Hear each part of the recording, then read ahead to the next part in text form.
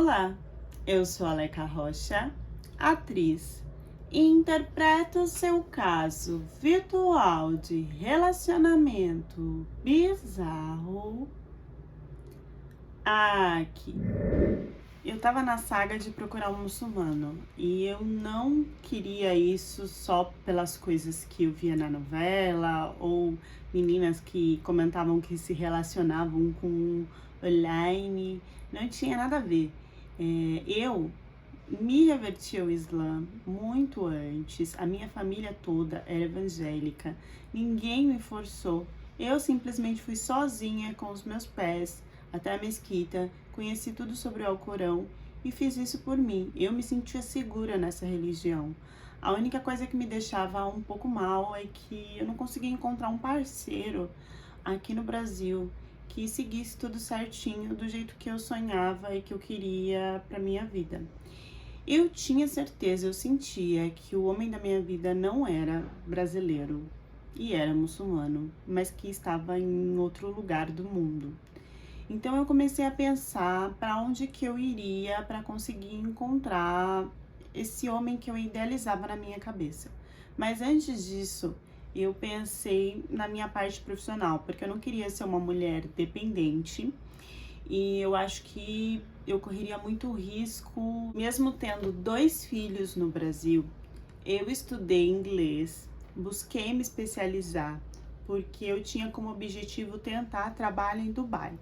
Só que as minhas tentativas foram todas negativas. Eu tive algumas entrevistas online que não deram certo. Outras meninas eu via que é para fazer outra coisa, que não era o meu objetivo. E eu não conhecia ninguém lá que eu pudesse confiar e ficar nesse lugar. Então eu comecei a procurar em países que fossem mais próximos para mim. Comecei a procurar trabalho em hotéis e em vários lugares ali perto. Existe uma ilha que ela é meio que dividida entre Turquia e Grécia. E lá tem muitos turistas e tem trabalhos para imigrantes, então eu comecei a procurar mais por esses lugares que parecia mais acessível de eu conseguir. E eu consegui um trabalho em um hotel nessa região. E aí começou a minha história, tanto profissional como amorosa. O que eu posso dizer para vocês é que eu recebi 2 pedidos de casamento em 2 semanas. O primeiro turco, ele estava hospedado nesse hotel, ele ficava indo e voltando na parte que eu trabalhava e ele deu um jeito de falar comigo na hora que ele ia almoçar. De turco, depois ele se apresentou como curdo e depois turco-curdo. E era só um lance, porque a gente conversava, não tinha nada muito fixo, porque eu achava que ele não seria o homem da minha vida. Afinal, ele era muçulmano, mas ele não era praticante, ele não seguia tudo direitinho. Tanto que ele já deixou logo de cara bem claro que ele queria ficar comigo. Sim, nós fomos passear, eu lembro que no shopping, e ele começou a entrar em lojas de lingerie e falar, ai, qual que você acha bonita, qual que você gosta? E eu assim, né, não tinha muito a ver. Mas eu também estava iniciando agora na religião. Eu não usava hijab e eu estava aberta ainda a curtir o que eu curtia antes. A mulher de antes, né, de eu me reverter pro Islã, reapareceu. Era como se eu desse uma abertura maior, achando que talvez aquilo mais pra frente fosse dar algum resultado. O nome dele era Hilal. Eu resolvi aceitar os presentes do Hilal e eu lembro que ele comprou sacolas e sacolas de todas as lingeries que eu falava, esse eu gosto. Ou melhor, que eu tocasse. E isso não demorou muito para ele ver em mim. Então já tava tudo, né, fora do lugar, como se eu estivesse ficando com um brasileiro que não tivesse religião nenhuma. Ao mesmo tempo que eu tinha esperança de dar continuidade, eu sabia que não ia dar continuidade, porque na hora do vamos ver, o Hilal, ele mandava assim uma cajadada sem freio, sabe? Ele chegava com o Hilal e ia, tipo assim, segundos, sabe? Até tremia assim e e já não consigo. Ele metia o Hilal sem freio e em segundos ele já tava suando, agradecendo e dizendo que foi ótimo. Eu não tinha tido tempo nem de virar pro lado, olhar, sentir alguma coisa, falar que tava bom. Eu já tava lá, ai, maravilhosa, não sei o quê. E outra coisa, eu acho que nem ele sentia, porque era tão rápido. Eu acho que na cabeça dele, o Hilal ser colocado com força, freneticamente, sem nenhum segundo de respiração, era o que devia ser feito. Era praticamente uma rajada de coito de 10 segundos e acabou, tinha fim. 10 cajadadas e já estava tudo feito, sem freio. Eu comecei a me distanciar dele, porque eu já tinha feito coisas que não podia, né, no Islã, por exemplo, ter relações antes do casamento. Eu não tinha gostado, porque se eu tivesse gostado, eu até seguia, porque no fundo é aquela coisa, aquele cara que fala que é católico, mas não vai na igreja. Se as outras coisas fossem, né, certinhas, estava tudo bem.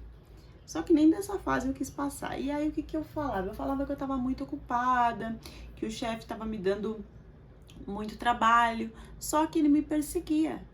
Porque se ele me encontrou lá no hotel, era fácil dele ir lá e ficar olhando o que eu tava fazendo ou o que deixava de fazer. E ele via que não batia muito, porque eu falava que ia sair mais tarde, e ele ia lá no horário antes e via que eu tava saindo mais cedo e queria tomar um chai, conversar, me dar um docinho. Então eu tive que ser sincera e falar pra ele que eu achava que era melhor a gente encerrar por ali. Eu achei que não teria problema nenhum eu ser sincera com ele, como se o ego do macho não fosse ficar um pouco enrijecido com essa situação, não é mesmo?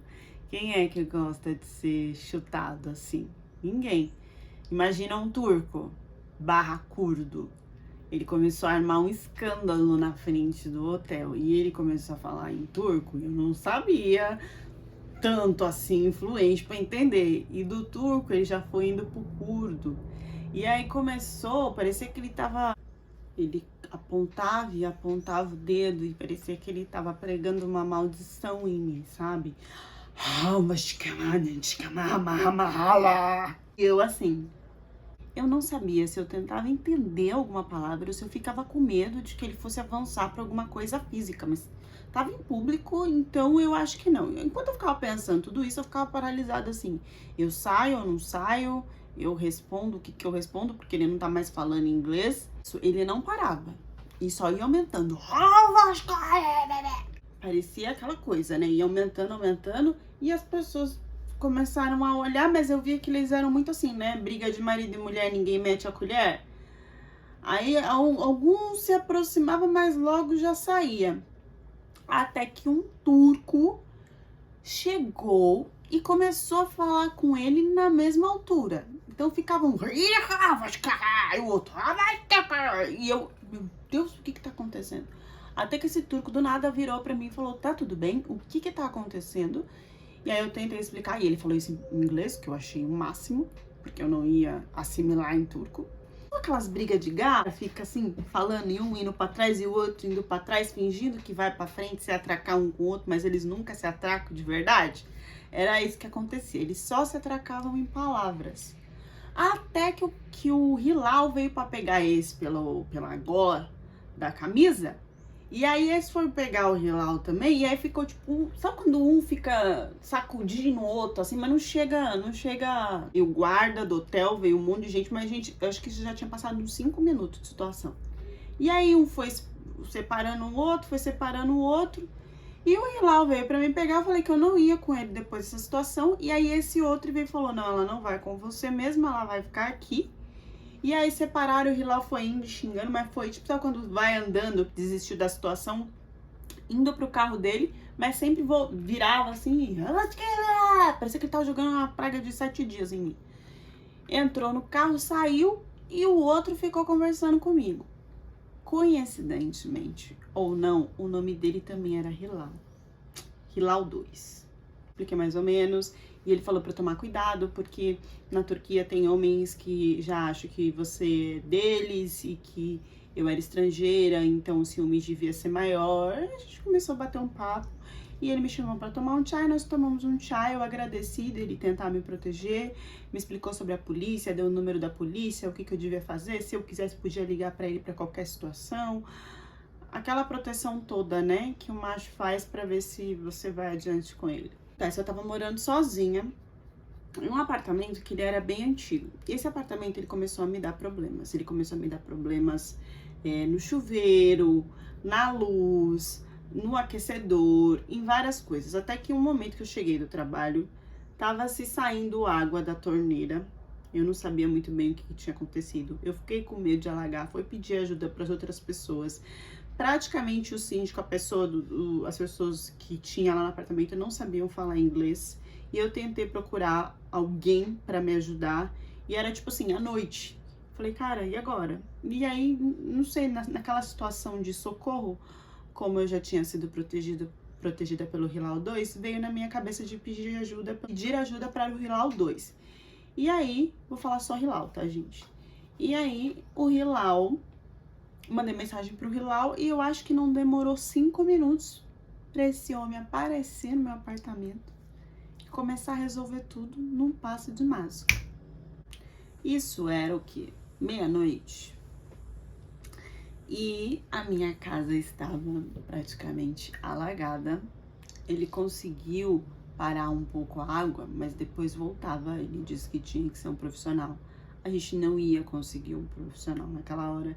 Depois foi descoberto que tinha infiltração em tudo quanto era lugar. E eu simplesmente não tinha para onde ir. Antes de eu pensar em pagar um hostel com dinheiro que eu tinha contadinho, já tinha pagado o aluguel e não tinha muito o que fazer, Hilal então se ofereceu para que eu ficasse na casa dele. Então eu perguntei para ele, mas você é muçulmano? Porque eu sabia que um homem muçulmano não iria avançar em mim, em qualquer situação. E ele falou que era. Só que ele era aquele muçulmano que algumas coisas ele seguia e outras coisas ele não seguia. A parte de me respeitar, ele seguiu. Eu fui pra casa dele, tinha um quarto separado. Ele não, em nenhum momento ele ia até o quarto, sabe? Tinha um banheiro só pra mim. Até aí foi super respeitador. Eu me senti confortável de ficar ali. Em nenhum momento ele quis avançar em nada, nem em palavras, nem com um olhar. Só que aos poucos a gente foi criando a intimidade de conversar, de querer se conhecer. Parecia que esse seria o único avanço que ele daria para mostrar que estava interessado em mim e que queria ter alguma coisa comigo. Só que eu percebia que ele não era um homem tão provedor, tão líder, pelo menos nos primeiros dias. Os dias foram passando, eu continuei trabalhando e quando ele e eu voltávamos, a gente ia comer em algum lugar, tomar um chai. A gente foi criando uma amizade que dava para entender que ia virar uma coisa a mais. Só que ele não me pagava as coisas. Ele pagava quando ele queria. Depois que eu fiquei lá, ele não fazia 5 orações por dia. Ele era um naipe assim, um pouco que meio que velho, cansado. Então, o tempo foi passando, eu vi a intimidade, mas parecia que também ele não ia firmar casamento, que ele queria uma coisa assim de morar junto. Eu fui cansando daquilo, fui conversando com a minha amiga e ela me ajudou, me apresentou como se fosse uma imobiliária, né, para eu achar um outro apartamento e resolver essa situação e sair lá da casa do Hilal. Foi aí que eu conheci um corretor turco. Aí, juntando que esse Hilal, ele já não queria que eu fosse mais pro trabalho que eu ia normalmente. Começou, né, a ter aquele atrito e eu falei, minha amiga, vou pra sua casa então. E aí, vendo esse corretor eu já gostei dele fisicamente. Eu já era uma coisa diferente. Porque eu me apaixonei só de olhar as redes sociais dele. Primeiro que ele tinha um bigode, daqueles que enrolava assim pra cima. Aqueles que enrolava assim pra cima no ar, que atrapalhava até com o canudinho. Defeitinho que eu achei atraente. Ele era careca. Lembrava o Mario Bros. O que me deixava hipnotizada mesmo nele era o sorriso e os ternos que ele usava, que era sob medida. Então, era bem aveludado, assim, um vermelho bordeaux. Ele ficava me mostrando casa pela internet e eu querendo que ele entrasse em outro assunto, mas eu também estava interessada na questão que eu precisava sair da casa da minha amiga, né? Só que assim, eu não gostava do que ele mandava. E aí eu percebi que, tipo, ele começou a mandar freneticamente, e eu achando que era porque ele estava interessado em fechar alguma coisa. E na verdade é porque ele não sabia conversar muito online, mas ele queria prender a minha atenção de alguma forma. Então, uma casa me interessou, e aí eu fui, e óbvio que depois de ver a casa, veio o date, que era o quê? Tomar chai e conversar. Esse sim, parecia que seguia tudo certinho do Islã. Foram 3 semanas só conversando, me levando em restaurantes que eu queria, em lugares interessantes, sem tocar na minha mão, só conversando sobre o futuro, o que ele desejava, o que ele não desejava, e se batia com o que eu pensava também. A gente ficou nessa conversa sem avançar até o meu contrato de trabalho quase que encerrar e não iriam renovar, eu teria que voltar para o Brasil. Ao mesmo tempo, ele veio me pedir em namoro, porque não tem namoro, né? Na verdade, é aquela coisa de ficar se conhecendo mais só eu e ele para depois ter um noivado. Mas já queria dizer que ele tinha um interesse por mim, que ele não iria olhar ou tentar alguma coisa com outras mulheres, que ele queria que ficasse ali só entre a gente. E eu fiquei um pouco com medo, porque assim, eu tava voltando pro Brasil, eu não sabia quando que eu ia voltar de novo pra esse lugar. E aí eu falei, olha, eu gostei de você, mas é aquilo, eu não quero nada à distância, né? E ele falou que ele tinha se interessado muito por mim, que eu não precisava se preocupar com isso, que eu voltasse então para dar uma olhada nos meus filhos e ver como iria ficar, mas que assim que eu quisesse voltar para a Turquia ou então para a região que eu tava, era só eu falar com ele, que ele pagava as passagens, que ele resolvia tudo para mim voltar e para a gente ficar junto, noivar e casar.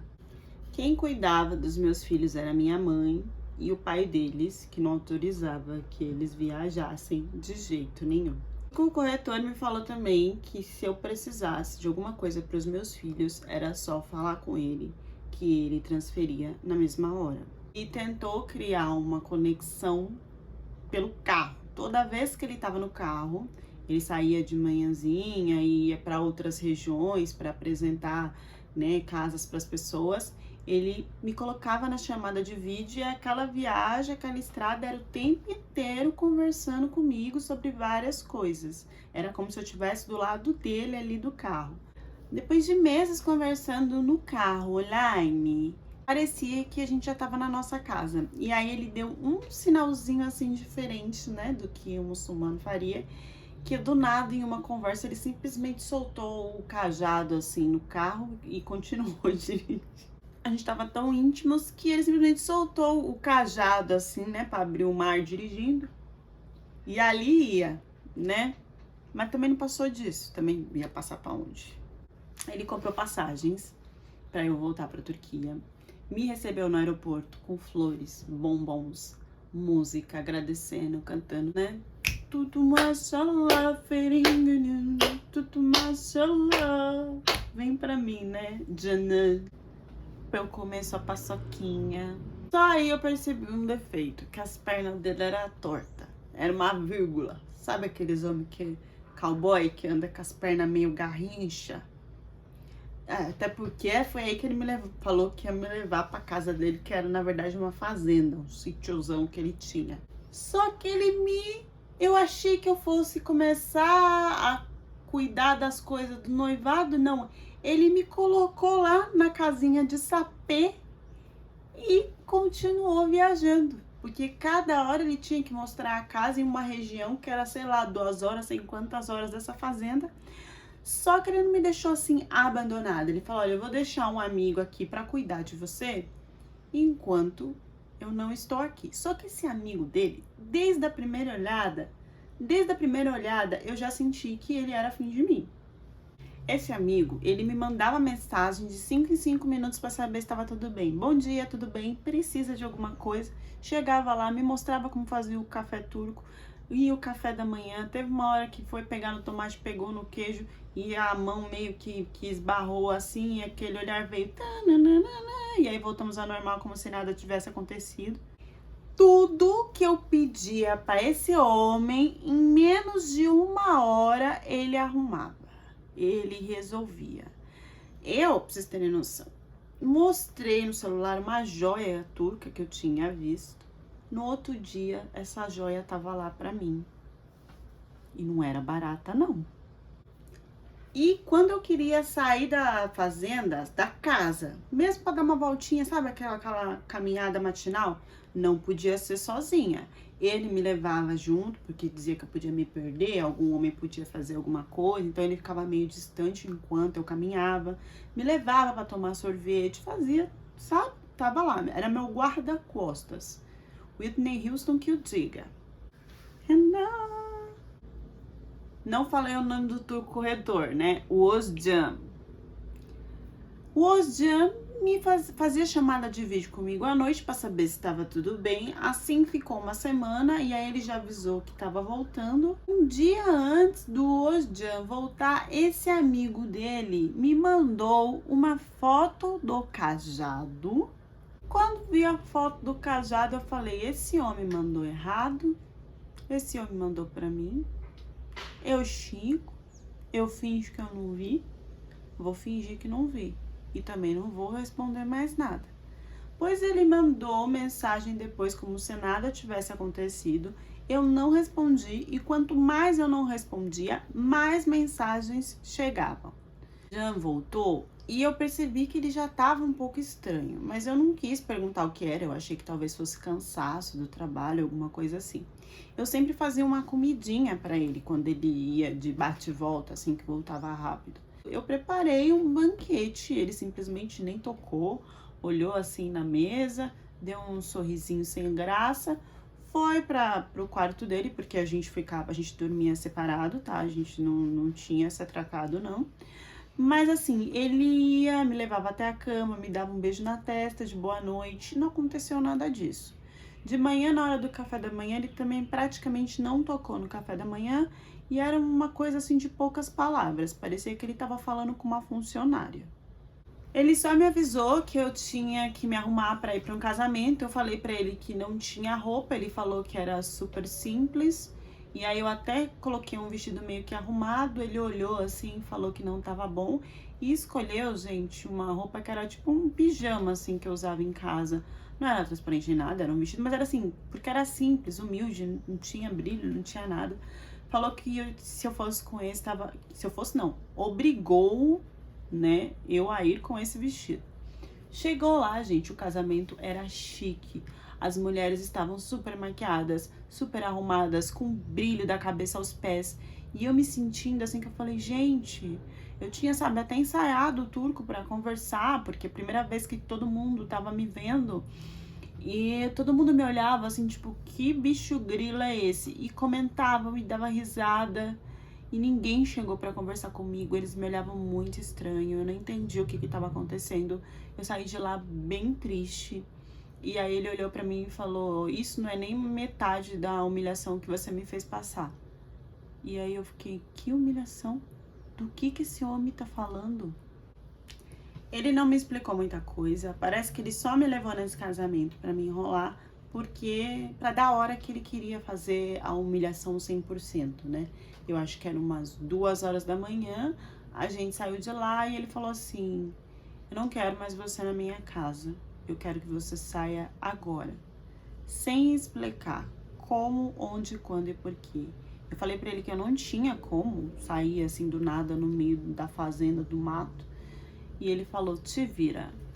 No que ele falou, te vira, só veio na minha cabeça um amigo dele, que era o Usjun, o da foto, do cajado, que tava me ajudando. Então eu mandei mensagem pra ele. O Usjun respondeu rapidamente, 2 horas da manhã. Eu falei, oxe, esse homem tá acordado. Falou pra eu ficar calma, que ele ia resolver tudo, que um amigo dele tinha essas coisas de vez em quando. Talvez por ser de gêmeos, né? Cada hora quer uma coisa, uma hora quer, outra hora não quer. Mas que eu ficasse em paz, que ele ia me ajudar. E eu acho que em menos de 40 minutos, o Jun tava lá na porta para me buscar. Quando o Jun chegou, o Ozcan, o corretor turco, já recebeu ele falando um monte. E o Jun indo pra cima. E começou aquela briga de novo, só que essa briga era diferente, porque parecia que eles iam com a cabeça assim, igual o touro, que ia meter o chifre primeiro, sabe? Ficava indo assim. Ficava assim.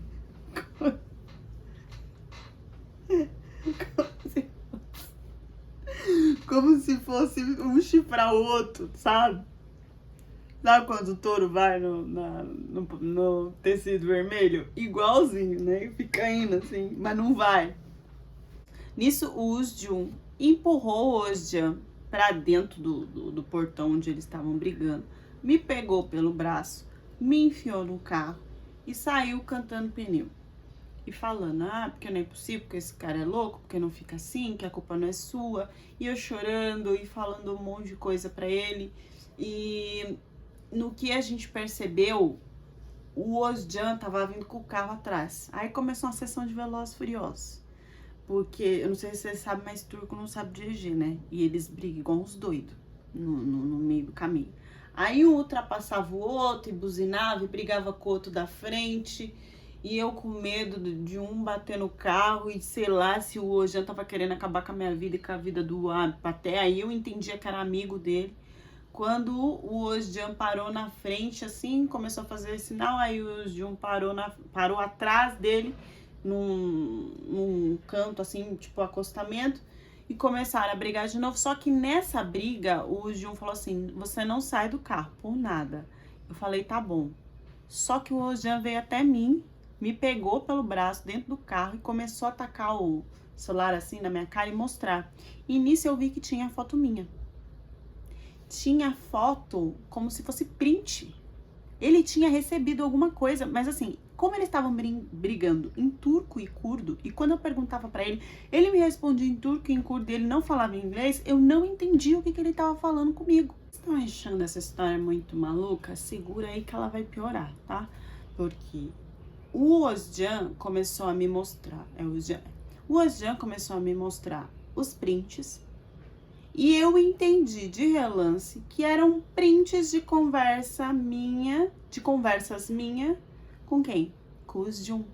Ou seja, o Jun pegou, mandou lá o cajado pra mim, printou e mandou pro Ozcan como se eu tivesse tendo alguma coisa com ele.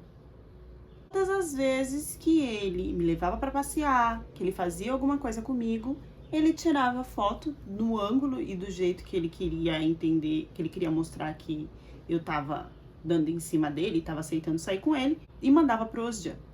Aí sim ele começou a falar em inglês, que ele tinha acreditado em mim, que a mãe dele tinha falado que não era para confiar em brasileira, porque estrangeira é tudo safada, que não ia dar certo, que ele tinha que ficar com a ex-noiva dele, porque a mãe dele amava, era apaixonada pela ex-noiva dele, que eu ia acabar com a vida dele, e essas coisas todas. E o Jun, nessa, não imaginava que ele ia tacar tudo na minha frente desse jeito. Ele meio que recuou e quis parar a situação, porque aí eu já não sabia mais o que fazer no meio de tudo isso. Até agora eu tava sendo acolhida pelo Jun, mas eu não iria com um cara que armou tudo isso só pra não ficar com o amigo dele. Então eu resolvi voltar com o Ozcan para casa, mesmo ele não me perdoando e deixando claro que ele iria voltar pra noiva dele, turca, ex-noiva, depois de tudo isso. Chegando em casa, eu tentei conversar com o Ozcan, que não era nada disso, que o cara ficava atrás de mim, que não tinha acontecido nada, mas ele preferiu acreditar no amigo dele e nos prints forjados, não tinha muito o que fazer. E mais uma vez, ele me colocou para fora da casa, mas dessa vez sem o Ozcan para me levar.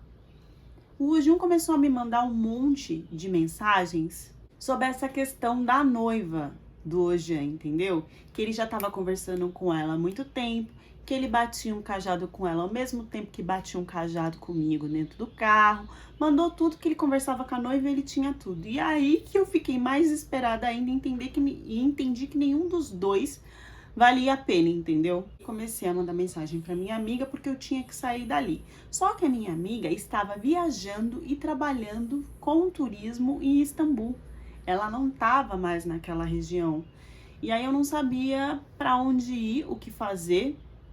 Cheguei a ficar parada no portão do Osjan, porque ele não me queria para dentro da casa dele. Parada com as coisas. Eu tinha um tempo de bateria, a internet que eu conseguia pegar, que ainda era do Wi-Fi da fazenda dele, as pessoas passando na rua e eu não tinha o que fazer.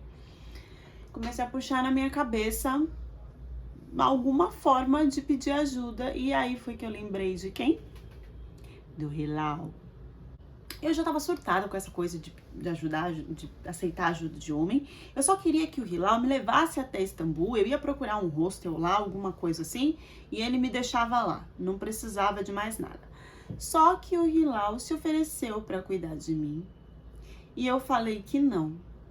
Fiz ele me levar até um hostel. Só que ele começou a me visitar e a me perseguir nesse hostel. Eu tinha pouco dinheiro, mas me fazia de que tava tudo certo, que eu ia me virar, ia pegar mais com a minha amiga, sei lá onde, ia voltar pro Brasil. Eu não queria mais ajuda de turco nenhum.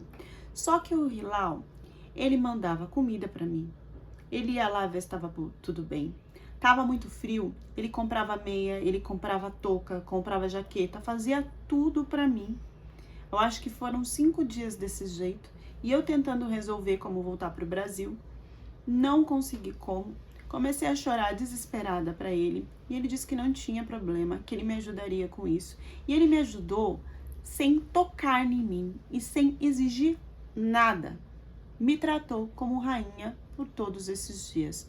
Chegando no Brasil, eu não tinha dinheiro para os meus filhos, que era assim, eu trabalhava lá na Turquia e ganhava em dólar e na outra região entre Turquia e Grécia também, para mandar dinheiro para os meus filhos, tá? Eles não estavam sem receber nada. E aí, com toda essa confusão, eu não consegui mandar dinheiro para eles. E o Hilal foi lá e mandou como se eu tivesse recebido até mais do que eu tinha recebido. E a partir daí, todo o mês, todos os meses, ele mandava dinheiro para os meus filhos e dinheiro para mim, eu estando no Brasil, e falando que assim que eu quisesse voltar, que assim que eu confiasse nele, eu poderia voltar de novo para a Turquia para trabalhar, para fazer o que quisesse, que ele não ia mais me obrigar a não trabalhar, que eu podia fazer do jeito que eu queria, porque ele sempre foi apaixonado por mim, que ele errou, pediu desculpa, assumiu todos os erros, falou que estava tentando entrar mais na religião, praticar mais as coisas, que ele já era um cara mais velho, que ele queria estar com uma pessoa só e ter uma esposa, mas ele tinha muito medo de que isso desse errado, então por isso que ele pensava só em morar junto.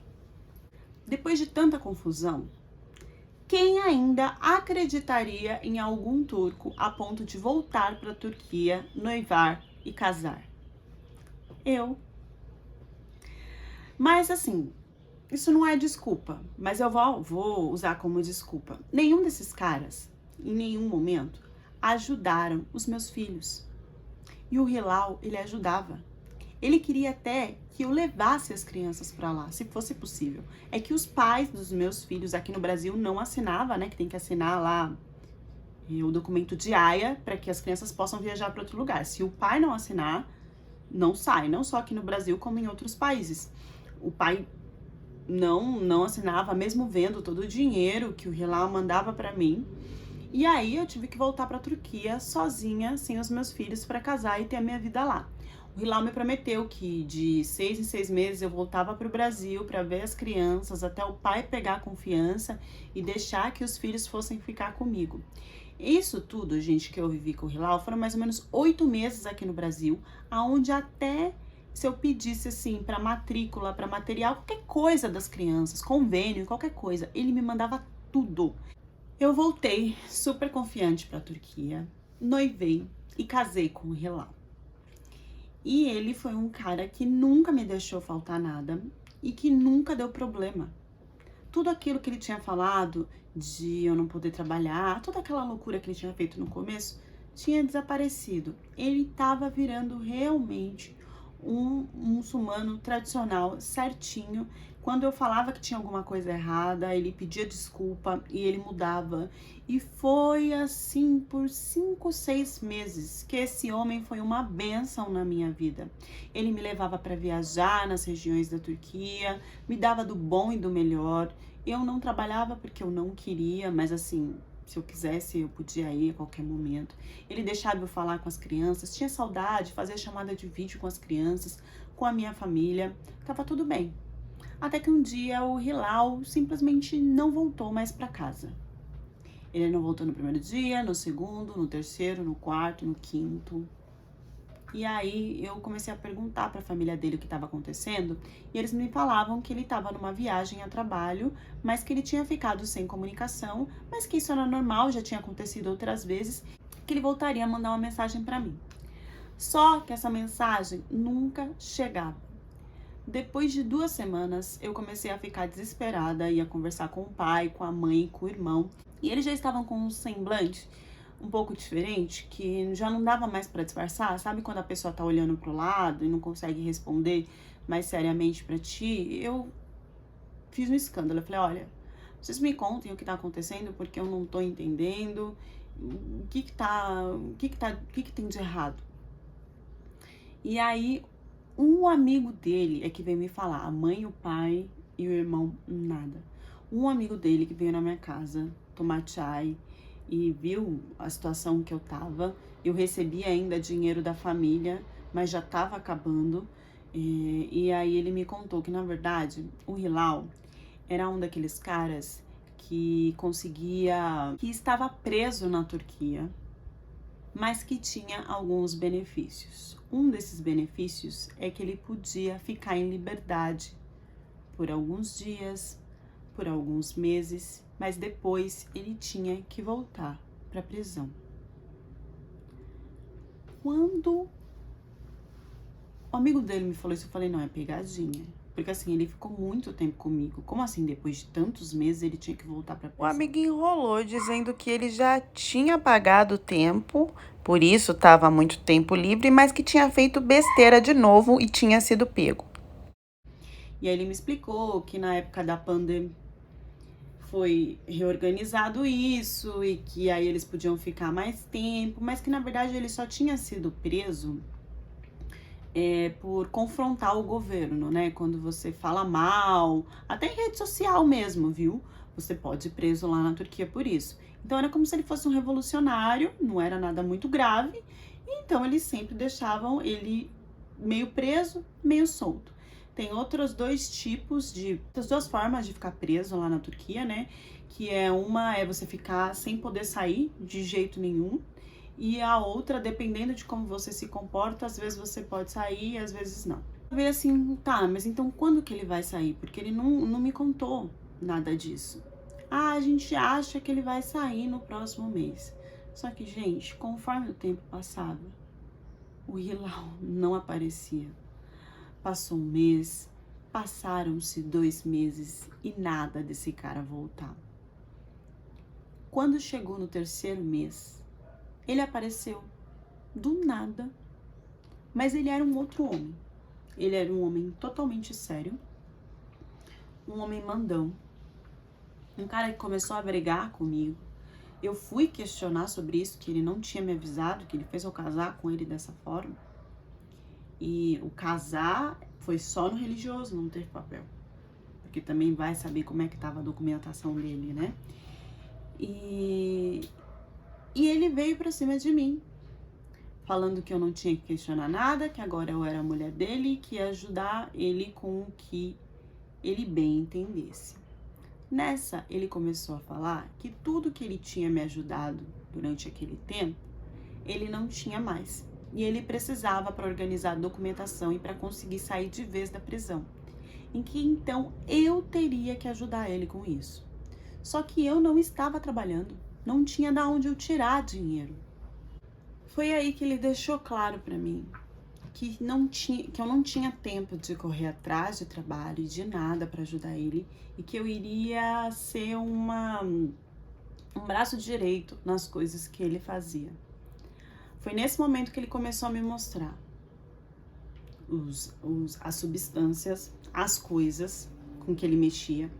A partir dele me mostrar tudo isso, ele já disse que eu era cúmplice por tudo aquilo que eu tinha visto, e era como se eu tivesse aceitado isso, mesmo antes sem saber.